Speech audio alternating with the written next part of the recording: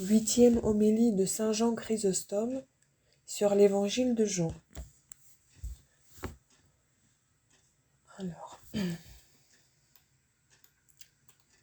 verset 9 du premier chapitre de l'évangile de Jean. Celui-là était la vraie lumière, qui illumine tout homme venant en ce monde.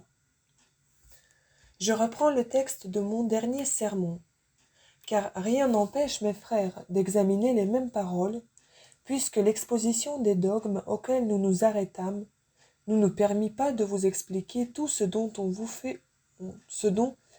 vous avait fait la lecture. Où sont donc ceux qui disent que le Fils n'est pas vrai Dieu? C'est pourtant lui qui est appelé la vraie lumière, et ailleurs la vérité même, la vie même. Mais nous approfondirons davantage ces paroles, et nous les expliquerons plus clairement lorsque nous y serons arrivés. Maintenant et avant de passer outre, il est nécessaire d'examiner les paroles de mon texte et de les appliquer à votre charité. Je dis donc, si le Fils illumine tout homme venant en ce monde, comment y a-t-il tant d'hommes qui ne sont point illuminés? Car tous ne croient pas en Jésus-Christ, tous ne lui rendent pas le culte qui lui est dû. Comment donc illumine-t-il tout homme? Il l'illumine autant qu'il est en lui. Mais si quelques-uns ferment de plein gré les yeux de leur âme, pour ne point recevoir les rayons de cette lumière et demeurer dans les ténèbres, il ne faut pas s'en prendre à la nature de la lumière, mais à la malignité de ceux qui se privent volontairement de ce don. Car la grâce est répandue dans tous. Elle ne rejette ni le juif, ni le gentil, ni le barbare, ni le scythe, ni le libre, ni l'esclave, ni l'homme, ni la femme, ni le vieux, ni le jeune, mais elle les reçoit tous également, et les appelle tous sans distinction. C'est pourquoi ceux qui ne veulent pas profiter d'un si grand bienfait ne doivent imputer leur aveuglement qu'à eux-mêmes. La porte est ouverte à tout le monde. Personne n'en ferme l'accès. Si donc quelques-uns s'obstinent à demeurer dehors, c'est par leur propre faute qu'ils périssent. Il était dans le monde. Mais ce n'est pas à dire qu'il fut du même âge que le monde, loin dans une pareille pensée. Voilà pourquoi l'évangéliste ajoute « Et le monde a été fait par lui », par où il vous amène à l'existence du Fils unique avant les siècles. Car celui qui est une fois instruit que tout ce vaste univers est l'ouvrage de ses mains, manqua-t-il tout à fait de raison, fut-il ennemi déclaré de la gloire de Dieu, et forcé de confesser malgré lui que le Créateur est avant les créatures. Voilà pourquoi la folie de Paul de Samosate m'étonne toujours davantage. J'admire qu'il ait pu combattre une vérité si lumineuse et si éclatante, et se jeter de gaieté de cœur dans le précipice, car il n'est pas tombé dans l'erreur par ignorance. Il l'a embrassé avec pleine connaissance de la vérité comme les Juifs. En effet, comme ceux-ci l'ont trahi par complaisance pour les hommes, ils savaient que Jésus-Christ était le Fils unique de Dieu, mais ils ne l'ont pas confessé par crainte de leur prince, et pour n'être pas chassés de la synagogue. On rapporte de même que l'autre a trahi sa conscience et perdu son salut par complaisance pour une certaine femme. Et certes, la vaine gloire est un cruel et très dangereux tyran. Elle peut aveugler les yeux des sages même, s'ils ne sont vigilants et attentifs. Si les présents ont ce pouvoir, cette passion, bien plus forte, le peut encore davantage. Voilà pourquoi Jésus-Christ disait aux Juifs « Comment pouvez-vous croire, vous qui recherchez la gloire des hommes, et qui ne recherchez point la gloire qui vient de Dieu seul ?» Évangile de Jean, chapitre 5, verset 44. Et le monde ne l'a point connu. L'évangéliste appelle ici le monde cette multitude de gens corrompus, qui n'a de goût et d'empressement que pour les choses de la terre, la foule, la populace, le peuple insensé. Car les amis de Dieu, les grands hommes l'avaient tous connu, avant même son incarnation. Jésus-Christ le dit nommément du grand patriarche. Abraham, votre père, dit-il, a désiré avec ardeur de voir mon jour. Il l'a vu, et il en a été rempli de joie. Évangile de Jean, chapitre 8, verset 56. Et de même de David en disputant contre les Juifs. Comment donc, leur dit-il, David l'appelle-t-il en esprit son Seigneur par ces paroles? Le Seigneur a dit à mon Seigneur, asseyez-vous à ma droite. Évangile de Matthieu, chapitre 22, verset 43. Souvent aussi en les combattant, il nomme Moïse. L'apôtre Saint-Pierre le déclare des autres prophètes, car il assure que tous les prophètes depuis Samuel ont connu Jésus-Christ et ont prédit son avènement longtemps auparavant. Tous les prophètes, dit-il, qui sont venus de temps en temps depuis Samuel, ont prédit ce qui est arrivé en ces jours. Livre des Actes, chapitre 3, verset 24. Il s'est fait voir et il a parlé à Jacques et à son père et même à son grand-père. Première épître aux Corinthiens, chapitre 15, versets 5, 6, 7 et 8. Il leur a fait beaucoup et de très grandes promesses et il les a effectivement accomplies. Pourquoi répliquerez-vous, dit-il donc lui-même? Beaucoup de prophètes ont souhaité de voir ce que vous voyez et ne l'ont point vu, et d'entendre ce que vous entendez et ne l'ont point entendu. Évangile de Luc, chapitre 10, verset 24. Est-ce qu'ils n'en ont point eu la connaissance? Ils l'ont eu sûrement, et je tâcherai de le démontrer par le même endroit, par lequel quelques-uns croient prouver le contraire. Jésus-Christ dit, « Beaucoup ont souhaité de voir ce que vous voyez. » Ils ont donc connu qu'il devait venir parmi les hommes et accomplir ce qu'il a véritablement accompli. Car s'ils n'avaient point eu cette connaissance, ils n'auraient pas formé ce souhait. Personne, en effet, ne peut désirer de voir ce dont il n'a nulle connaissance, nulle idée. C'est pourquoi ils ont connu le Fils de Dieu, et ils ont su qu'il devait venir parmi les hommes. Quelles sont donc ces choses qu'ils n'ont point connues, qu'ils n'ont point entendues? Ce sont celles-là même que vous voyez et que vous entendez maintenant. Les prophètes ont entendu sa voix et l'ont vue. Mais ils ne l'ont pas vu incarné conversant avec les hommes, leur parlant familièrement. Voilà ce que Jésus-Christ déclare lui-même. Car il n'a pas dit simplement « ils ont désiré de me voir ». Mais qu'a-t-il dit? Ils ont désiré de voir ce que vous voyez. Il n'a pas dit « ils ont désiré de m'entendre », mais ils ont désiré d'entendre ce que vous entendez. C'est pourquoi s'ils n'ont pas vu son avènement dans la chair, du moins ils ont connu que celui qu'ils désiraient de voir viendrait un jour dans le monde, et ils ont cru en lui, quoiqu'ils ne l'aient point vu incarné. Mais les gentils pourront nous attaquer et nous adresser cette question. Que faisait Jésus-Christ dans ses premiers temps, auxquels il n'avait point encore soin du genre humain? Et pourquoi aussi est-il venu à la fin des temps prendre soin de notre salut, après t'avoir négligé pendant tant de siècles? À quoi nous répondrons qu'il était venu dans le monde avant cet avènement même, qu'il y avait préparé la voie aux œuvres qu'il devait opérer, et qu'il s'était fait connaître à tous ceux qui en étaient dignes.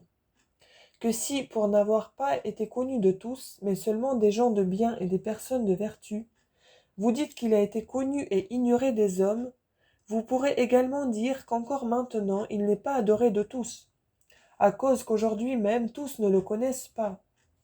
Mais comme dans le temps présent, pour être inconnu et ignoré de beaucoup, personne toutefois n'osera avancer qu'il ne soit pas connu de plusieurs. De même, on ne doit pas douter que dans ces premiers temps, il n'ait été connu de plusieurs, ou plutôt de tout ce qu'il y avait alors de grand et d'admirable parmi les hommes. Que si quelqu'un me fait cette demande, et pourquoi dans ces temps-là, tous ne sont-ils pas attachés à lui, et ne lui ont-ils pas tous rendu le culte qui lui est dû, mais seulement les justes?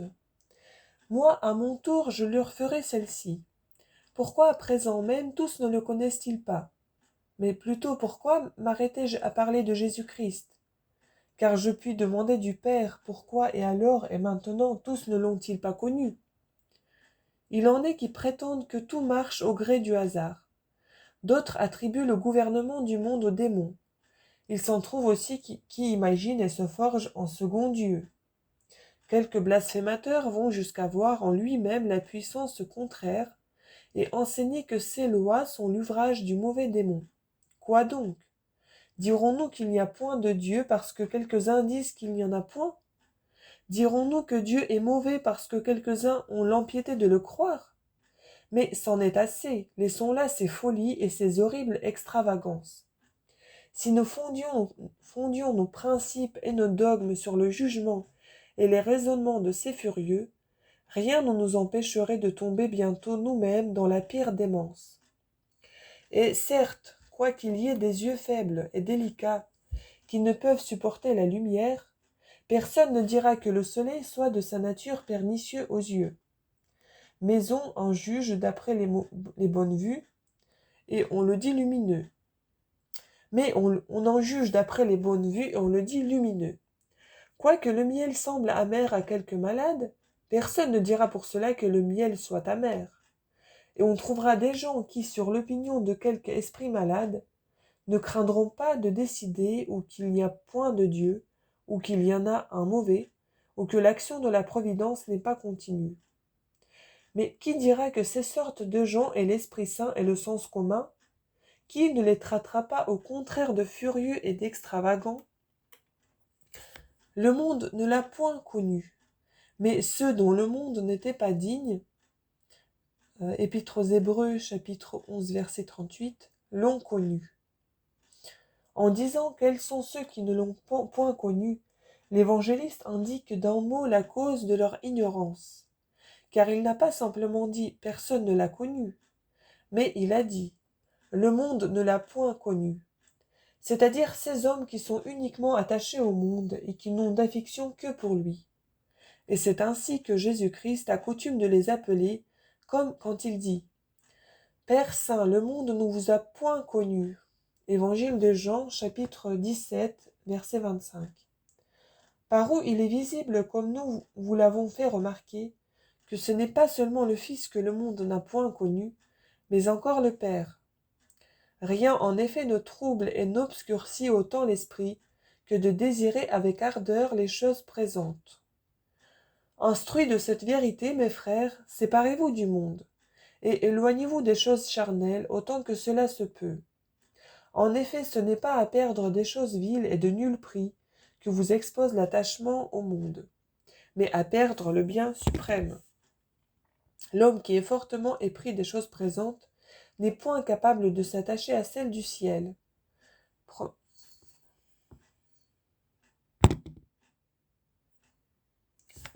La première épître aux Corinthiens, chapitre 2, verset 14. Il faut que celui qui recherche les unis il faut que celui qui recherche les unes perde les autres. Vous ne pouvez servir tout ensemble, dit Jésus-Christ, Dieu et l'argent. Évangile de Luc, chapitre 16, verset 13. Nécessairement, il faut aimer l'un et haïr l'autre. Voilà ce que l'expérience toute seule nous crie assez haut, ceux qui n'ont nul désir des richesses, qui s'en moquent et les méprisent. Voilà ceux qui aiment Dieu comme on doit l'aimer. Et de même ceux qui convoitent l'opulence sont précisément ceux qui aiment le moins Dieu, car une âme éprise de l'amour des richesses ne s'abstiendra pas facilement des actions ni des paroles qui excitent la colère de Dieu, puisqu'elle sert un autre maître qui lui commande de faire tout ce que défend la loi du Seigneur. C'est pourquoi revenez à vous, sortez de votre sommeil, et pensant à celui dont nous sommes les serviteurs, n'aimons que son royaume. Pleurons et gémissons sur le temps passé, durant lequel nous avons été les esclaves de l'argent. Secouons une bonne fois ce joug pesant, ce joug insupportable, et portons avec persévérance celui de Jésus-Christ qui est doux et léger. Il ne nous commandera rien de ce que l'argent commande, car celui-ci nous ordonne de haïr tous les hommes, mais Jésus-Christ nous commande au contraire de les chérir et de les aimer tous. L'un nous attachons à la boue, à l'argile, je veux dire à l'or, ne nous laisse pas même respirer durant la nuit. L'autre nous délivre de ses soins superflus et insensés, et nous commande de nous amasser les trésors dans le ciel, non dans justice faite au prochain, mais d'œuvres de justice. L'un, après bien des sueurs et des misères qu'il nous fait essuyer, ne pourra pas nous secourir lorsque nous serons condamnés au dernier supplice, et que pour avoir obéi à ses lois, nous souffrirons des tourments infinis. Que dis-je? Il ne fera qu'attiser la flamme. L'autre, s'il nous a commandé de donner à boire un verre d'eau froide, ne permettra même pas qu'un si léger bienfait soit privé de rémunération, mais il le récompensera largement. Ne serait-il donc pas d'une extrême folie de négliger le service d'un maître si doux, et qui récompense magnifiquement ses serviteurs, pour servir un tyran ingrat, qui ne peut aider ses esclaves, ses courtisans, ni en ce monde, ni en l'autre? Qu'il ne retire pas du supplice ceux qui y sont condamnés, ce n'est point en quoi consiste tout le mal et le dommage. Mais c'est comme j'ai dit, en ce qu'il accable ses serviteurs d'une infinité de peines et de misères. Car en l'autre monde, on verra que la plupart des damnés n'ont été livrés au supplice que pour avoir servi l'argent, aimé l'or, et n'avoir pas fait l'aumône aux pauvres. Pour nous, de peur d'être condamnés à ces tourments, répandons nos biens avec libéralité sur les pauvres. Garantissons notre âme et des soins importuns et nuisibles de cette vie, et du supplice réservé aux coupables dans l'autre. Formons-nous dans le ciel un dépôt de bonnes œuvres. Au lieu d'amasser les richesses terrestres, faisons-nous des trésors qui ne puissent ni périr, ni nous être ravis. Des trésors qui puissent entrer avec nous dans le ciel, qui puissent nous protéger à l'heure critique et nous rendre notre juge propice. Plaise à Dieu que ce juge, nous étant propice et favorable, et à présent et au jour de son jugement, nous jouissions avec liberté des biens qu'il a préparés dans le ciel, pour ceux qui l'aiment comme il doit être aimé. Je vous le souhaite par la grâce et par la miséricorde de notre Seigneur Jésus-Christ, avec qui la gloire soit au Père et au Saint-Esprit, aujourd'hui et toujours et dans tous les siècles des siècles, ainsi soit-il.